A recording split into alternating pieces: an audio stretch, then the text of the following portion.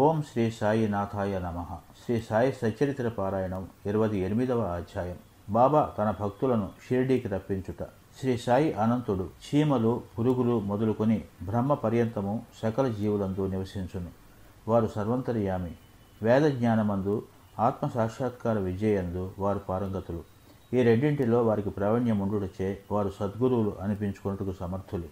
పండితులైనప్పటికీ శిష్యులను ఎవరైతే ప్రేరేపించి ఆత్మ సాక్షాత్కారము కలిగించలేరో వారు సద్గురువులు కానేరరు. సాధారణముగా తండ్రి శరీరమును పుట్టించును, పిమ్మట చావు జీవితమును వెంబడించును. కానీ సద్గురువు చావు పుట్టుకలను రెంటినీ దాటింతురు. కాబట్టి వారందరికంటే దయాద్ర హృదయులు. సాయిబాబా అనేకసార్లు ఇట్లు నొడివిరి, నా మనుష్యుడు ఎంత దూరముగా ఉన్నప్పటికీ, 1000 క్రోసుల దూరమున ఉన్నప్పటికీ పిచ్చుక కాళ్లకు దారము కట్టి ఈడ్చినట్ల అతనిని షిరిడీకి లాగెదను. అటువంటి 3 పిచ్చుకల గురించి ఈ అధ్యాయంలో చెప్పుకుందాము. లాలా లక్ష్మీచంద్. అతడు మొట్టమొదట రైల్వేలోను, అటు తర్వాత బొంబాయిలోని శ్రీ వెంకటేశ్వర ముద్రణాలయమునందు, తదుపరి ర్యాలీ బ్రదర్స్ కంపెనీలోను గుమస్తాగా ఉద్యోగం చేశాను. 1910వ సంవత్సరమున అతనికి బాబా సాంగత్యము లభించెను. శాంతాక్రజ్లో క్రిస్మస్ పండుగకు 1-2 మాసములకు పూర్వము స్వప్నములో గడ్డంతో ఉన్న ఒక ముసలివాణిని చుట్టూ భక్తులు గుంపులుగా గూడి ఉన్నట్లు చూశాను. కొన్నాళ్ల తర్వాత దాసుగణ కీర్తన వినుటకు తన స్నేహితుడకు దత్తాత్రేయ మంజునాథ్ బిజూర్ ఇంటికి వెళ్ళెను. కీర్తన చేయునప్పుడు దాసుగను బాబా పటమును సభలో పెట్టుట ఆచారము. స్వప్నంలో చూసిన ముసలివాని ముఖ లక్షణములు ఈ పటములో ఉన్నవానికి సరిపోయెను. కావున తాను సాయిబాబాను స్వప్నంలో చూసినట్లు గ్రహించెను.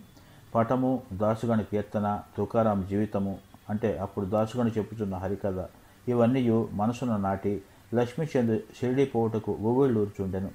సద్గురుని వెదుకుటలోను ఆధ్యాత్మిక కృషి ఎందును దేవుడు భక్తులకు సహాయపడును అనున్నది భక్తుల అనుభవమే. ఆనాటి రాత్రి 8 గంటలకు అతని స్నేహితులకు శంకర్రావు వచ్చి తలుపు కొట్టి, షిరిడీకి వచ్చేదవా అని అడిగాను. అతని ఆనందమునకు అంతు లేకుండాను. షిరిడీకి పోవాలనని నిశ్చయించుకున్నాను. పినతండ్రి కొడుకు వద్ద 15 రూపాయలు అప్పు పుచ్చుకొని కావలసిన ఏర్పాటు అన్నీ చేసుకుని పిమ్మట షిరిడీకి పయనమయ్యాను. రైలులో అతడును స్నేహితులకు శంకర్రావును భజన చేసిరి. సాయిబాబాను కూర్చి తోటి ప్రయాణికులను అడిగిరి. చాలా సంవత్సరముల నుంచి షిరిడీలో ఉన్న సాయిబాబా గొప్ప యోగి పుంగవులని వారు చెప్పిరి. రిపీట్. కోపరగాం రాగానే అతడు బాబా కొరకు జామ పండ్లను కొనవాలనని అనుకున్నాను. కానీ ఆ గ్రామ పరిసరాలను, ప్రకృతి దృశ్యాలను చూసి ఆనందించి ఆ విషయం మరచెను. షిరిడీ సమీపించుచుండగా వారికి సంగతి జ్ఞప్తికి వచ్చెను.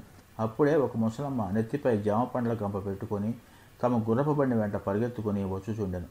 అతడు బండి నాపి కొన్ని ఎంపుడు పండ్లను మాత్రమే కొనెను. అప్పుడు ఆ ముసలమ్మ తక్కిన పండ్లను కూడా తీసుకుని తన పక్షమును బాబా కర్పితం చేయుడని కోరెను. జామ పండ్లను కొనవలనని అనుకొనుట, ఆ విషయమే మరచుట, ముసలమ్మను కలుసుకొనుట, ఆమె భక్తి, ఇవన్నీ ఇద్దరికీ ఆశ్చర్యము కలుగజేసెను. ఆ ముసలమ్మ తాను స్వప్నంలో చూసిన ముసలివాని బంధువై ఉండవచ్చునని అనుకునేను. అంతలో బండి షిరిడీ చేరెను. వారు మసీదుపై జెండాలను చూసి నమస్కరించిరి. పూజా సామగ్రితో మసీదుకు వెళ్లి బాబాను ఉచిత రీతిన పూజించిరి. లక్ష్మీచంద్ మనస్సు కరిగాను. బాబాను చూసి చాలా సంతోషించాను. సువాసన గల తామర పువ్వును భ్రమరము చూసి సంతోషించున్నట్లుగా బాబా పాదములు చూసి సంతోషించాను. అప్పుడు బాబా ఇట్లనెను, ఠక్కరివాడు, దారిలో భజన చేయును, నన్ను గూర్చి ఇతరులను విచారించుచుండును, ఇతరులను అడుగనేలా, మన కంటతోడ సమస్తము చూడవలను, ఇతరులను అడగవలసిన అవసరమేమి, నీ స్వప్నము నిజమైనదా కాదా అనున్నది ఆలోచించము. మార్వాడి వద్ద 15 రూపాయలు అప్పు తీసుకుని షిరిడీ దర్శనం చేయవలసిన అవసరమేమి, హృదయంలోని కోరిక ఎప్పుడైనా నెరవేరినదా? ఈ మాటలు విని బాబా సర్వజ్ఞత్వమునకు లక్ష్మీచంద్ ఆశ్చర్యపడెను. బాబాకి ఈ సంగతులని ఎటులు తెలిసినవని అతడు ఆశ్చర్యపడెను.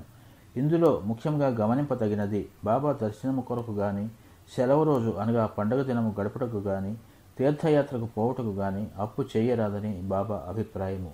సాంజా అంటే ఉప్మా. మధ్యాహ్న భోజనముకు కూర్చున్నప్పుడు లక్ష్మీచంద్కు ఒక భక్తుడు సాంజాను ప్రసాదముగానిచ్చెను. అది తిని లక్ష్మీచంద్ సంతోషించెను. ఆ మరుసటి దినము కూడా దానిని ఆశించెను. కానీ ఎవరునూ సాంజా తేలేదు. అతడు సాంజాకై కనిపెట్టుకుని ఉండెను. 3వ రోజు హారతి సమయమందు బాపు సాహెబ్ జోగ్ ఏమి నైవేద్యము తీసుకుని రావాలని బాబాను అడిగాను. సాంజా తీసుకుని రమ్మని బాబా చెప్పాను. భక్తులు 2 కుండల నిండా సాంజా తెచ్చిరి. లక్ష్మీచంద్ చాలా ఆకలితో ఉండెను. అతని వీపు నొప్పిగా ఉండెను. బాబా ఇట్లనెను, నీవు ఆకలితో నుండుట మేలైనది, కావలసినంత సాంజా తినుము, నీ వీపు నొప్పికి ఏదైనా ఔషధము తీసుకొనుము. బాబా తన మనసును కనుగొనినని లక్ష్మీచంద్ రెండోసారి ఆశ్చర్యపడెను. బాబా ఎంత సర్వజ్ఞుడు, దోష దృష్టి. ఆ సమయమునందే లక్ష్మీచంద్ సావడి ఉత్సవమును చూశాను. అప్పుడు బాబా దగ్గుచే బాధపడుచుండెను. ఎవరిదో దోషదృష్టి ప్రసరించుటచే బాబాకు బాధ కలిగినది అనుకున్నాను.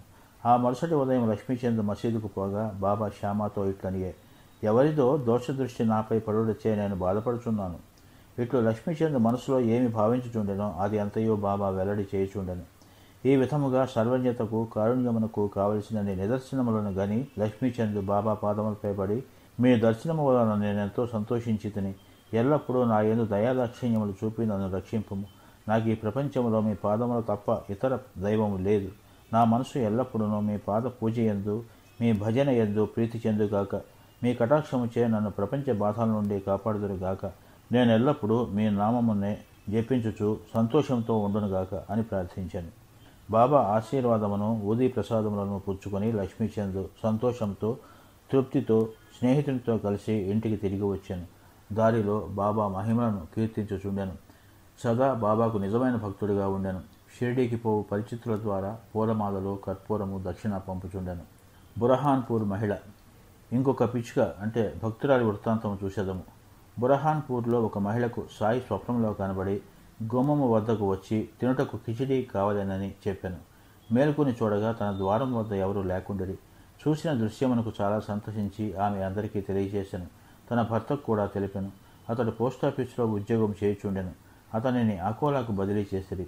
భార్యాభర్తలు షిరిడీకి పోవ నిశ్చయించుకుని ఒక శుభదినమందు షిరిడీకి బయలుదేరిరి. మార్గ మధ్యమున గోమతీ తీర్థమును దర్శించి షిరిడీ చేరి అతడు 2 మాసములు ఉండేది. ప్రతిరోజు మసీదుకు పోయి బాబాను దర్శించి పూజించి మిక్కిలి సంతసించుచుండిరి. వారు బాబాకు కిచిడీ ప్రసాదము సమర్పించవలనని షిరిడీకి వచ్చిరి. కానీ అది 14 రోజుల వరకు తటస్థించలేదు. ఆమెకు కాలయాపన ఇష్టం లేకుండెను. 15వ రోజు ఆమె కిచిడీతో మసీదుకు 12 గంటలకు వచ్చాను. మసీదులో అందరూ భోజనముకు కూర్చుండిరి కనుక తెరవేసి ఉండెను. తెరవేసి ఉండినప్పుడు ఎవరో లోపల ప్రవేశించుటకు సాహసించరు. కానీ ఆమె నిలవలేకపోయాను.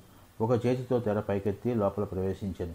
బాబా ఆనాడు కిచిడీ కొరకు కనిపెట్టుకుని ఉన్నట్లు తోచెను. ఆమె కిచిడీ అచ్చట పెట్టగానే బాబా సంతసముతో ముద్ద మీద ముద్ద మింగుట ప్రారంభించాను. బాబా ఆతృతను చూసి అందరూ ఆశ్చర్యపడిరి. ఈ కిచిడీ కథను విన్నవారు బాబాకు తన భక్తులపై అసాధారణ ప్రేమ ఉండుననుటను విశ్వసించిరి. మేఘశ్యాముడు. ఇక అన్నిటికంటే పెద్దదైన 3వ పిచ్చుక గురించి వినుడు. విరమంగాం నివాసియగు మేఘశ్యాముడు హరి వినాయక సాటే గారి వంట బ్రాహ్మణుడు. అతడు అమాయకుడైన చదువురాని శివభక్తుడు. ఎల్లప్పుడూ శివ పంచాక్షరి ఓం నమశివాయ జపించువాడు. అతనికి సంధ్యావందనము గాని గాయత్రి మంత్రము గాని తెలియకుండెను. సాటే గారికి వీని యందు శ్రద్ధ కలిగి గాయత్రి మంత్రంతో సంధ్యావందనము నేర్పించిరి. సాయిబాబా శివుని అవతారమని సాటే అతనికి బోధించి షిరిడీకి ప్రయాణం చేయించాను. బ్రోచి స్టేషన్ వద్ద సాయిబాబా మహమ్మదీయుడని ఎవరో చెప్పగా అతని మనసు కలవరపడి తనను అతడుకు పంపవద్దని యజమానిని వేడుకొనెను. కానీ ఆ యజమాని మేఘుడు షిరిడీకి పోయి తీరవలెనని నిశ్చయించి అతనికి ఒక పరిచయపు ఉత్తరము షిరిడీవాసి తన మామగారు అగు దాదా కేల్కర్కు రాసి సాయిబాబాతో పరిచయం కలుగజేయవలనని ఇచ్చెను. షిరిడీ చేరి మసీదుకు పోగా బాబా కోపించి అతనిని లోపలకు రానియ్యక ఈ వెధవను తరిమివేయుడు అని గర్జించి మేఘునితో ఇట్లనెను, నీవు గొప్పజాతి బ్రాహ్మణుడవు, నేనా తక్కువ జాతి మహమ్మదీయుడను. నీవిచ్చటకు వచ్చినచో నీ కులము పోవును, కనుక వెడలి పొమ్ము. ఈ మాటలు విని మేఘుడు వణకనారంభించెను. అతడు తన మనసులోనున్న విషయములు బాబాకు ఎట్లు తెలిసినని ఆశ్చర్యపడెను. కొన్ని దినములు అచటనే ఉండి తనకు తోచినట్లు బాబాను సేవించుచుండెను. కానీ అతడు సంతృప్తి చెందలేదు. తర్వాత తన ఇంటికి పోయెను. అక్కడ నుండి త్రయంబక్ నాసిక్ జిల్లా పోయి అచ్చట 1 సంవత్సరం 6 మాసములు ఉండెను. తిరిగి షిరిడీకి వచ్చెను. ఈసారి దాదా కేల్కర్ కల్పించుకున్నచే అతడు మసీదులో ప్రవేశించుటకు షిరిడీలో ఉండుటకు బాబా సమ్మతించెను. మేఘశ్యామునకు బాబా ఉపదేశం ద్వారా సహాయం చేయలేదు. అతని మనసులోనే మార్పు కలుగజేయచ్చు చాలా మేలు చేసెను. అప్పటి నుండి అతడు సాయిబాబాను శివుని అవతారముగా భావించుచుండెను. శివుని అర్చనకు బిల్వపత్రి కావలెను. మేఘుడు ప్రతిరోజు మైళ్ళ కొలది నడిచి పత్రిని తెచ్చి బాబాను పూజించుచుండెను. గ్రామంలో ఉన్న దేవతలందరినీ పూజించిన పిమ్మట మసీదుకు వచ్చి బాబా గద్దెకు నమస్కరించి పిదప బాబాను పూజించుచుండెను. కొంతసేపు వారి పాదములను నొత్తిన పిమ్మట బాబా పాద తీర్థమును తాగుచుండేవాడు. ఒకనాడు ఖండోబా మందిరము వాకిలి మూసి ఉండడిచే ఖండోబా దేవుని పూజింపగా మసీదుకు వచ్చెను. బాబా అతని పూజను అంగీకరించగా తిరిగి పంపివేశాను. ఖండోబా మందిరము వాకిలి తెరిచి ఉన్నదని చెప్పాను. మేఘశ్యాముడు మందిరమునకు పోయాను. వాకిలి తెరిచి ఉండడిచే ఖండోబాను పూజించి తిరిగి వచ్చి బాబాను పూజించాను. గంగా స్నానము. ఒక మకర సంక్రాంతి నాడు మేఘుడు బాబా శరీరమునకు చంద్రము పోసి గంగానదీ జలంతో అభిషేకం చేయదలంచెను. బాబాకు అది ఇష్టము లేకుండెను. కానీ అతడు అనేకసార్లు వేడుకొనగా బాబా సమ్మతించెను. మేఘశ్యాముడు రాను పోను 8 క్రోసుల దూరము నడిచి గోమతి నదీ తీర్థము తేవలసి ఉండెను. అతడు తీర్థము తెచ్చి యత్నములన్నీ చేసుకుని బాబా వద్దకు 12 గంటలకు వచ్చి స్నానమునకు సిద్ధముగా ఉండమనెను. బాబా తనకు అభిషేకం వలదనియు ఫకీర గుడిచే గంగాజలంతో ఎట్టి సంబంధము లేదనియూ చెప్పెను. కానీ మేఘుడు వినలేదు. శివునికి అభిషేకం ఇష్టము గనక తనకు శివుడైన బాబాకు అభిషేకం చేసి తీరవలనని పట్టుబట్టెను. బాబా సమ్మతించి కిందకు దిగి పీటపై కూర్చుండి తల ముందుకు సాచి ఇట్లనెను, ఓ మేఘ, ఈ చిన్న ఉపకారం చేసి పెట్టము. శరీరమునకు తల ముఖ్యము కావున తలపైనే నీళ్లు పొయ్యము, శరీరం అంతటిపై పోచినట్లగును. అట్టనే అని మేఘశ్యాముడు ఒప్పుకొని నీళ్ల కుండను పైకెత్తి తలపై పోయి ప్రయత్నించెను. కానీ భక్తి పారవస్యమున హరగంగే హరగంగే అనుచు శరీరం అంతటిపై నీళ్లు పోసెను. కుండను ఒక పక్కకు పెట్టి బాబా వైపు చూసెను. వాని ఆశ్చర్యానందములకు మేరలేదు. బాబా తల మాత్రమే తడిసి శరీరమంతయు పొడిగా ఉండెను. త్రిశూలము లింగము. మేఘశ్యాముడు బాబాను 2 చోట్ల పూజించుచుండెను. మసీదులో బాబాను స్వయముగా పూజించుచుండెను. వాడాలో నానాసాహెబ్ చాందోర్కర్ ఇచ్చిన పటమును పూజించుచుండెను.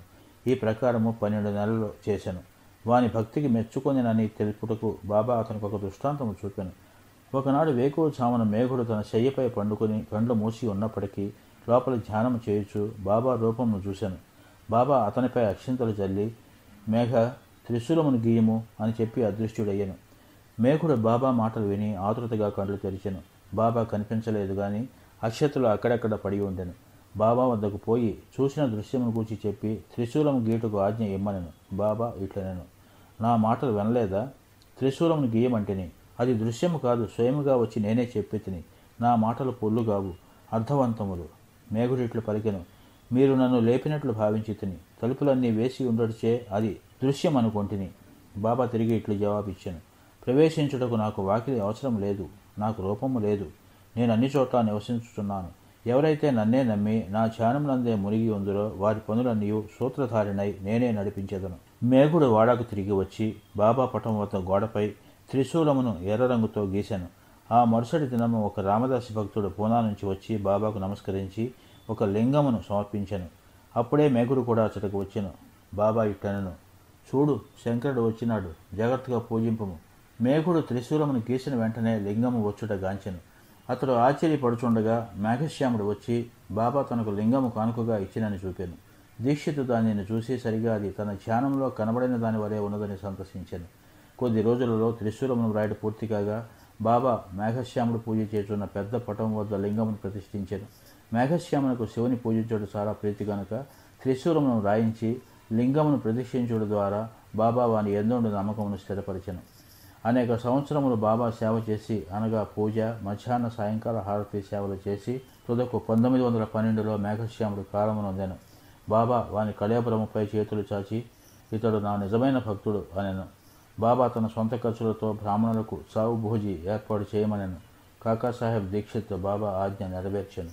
ఓం శ్రీ సాయినాథాయ నమః. 28వ అధ్యాయం సంపూర్ణము. శుభం భవతు. सच्चिदानंद सद्गुरु साईनाथ महाराज की जय।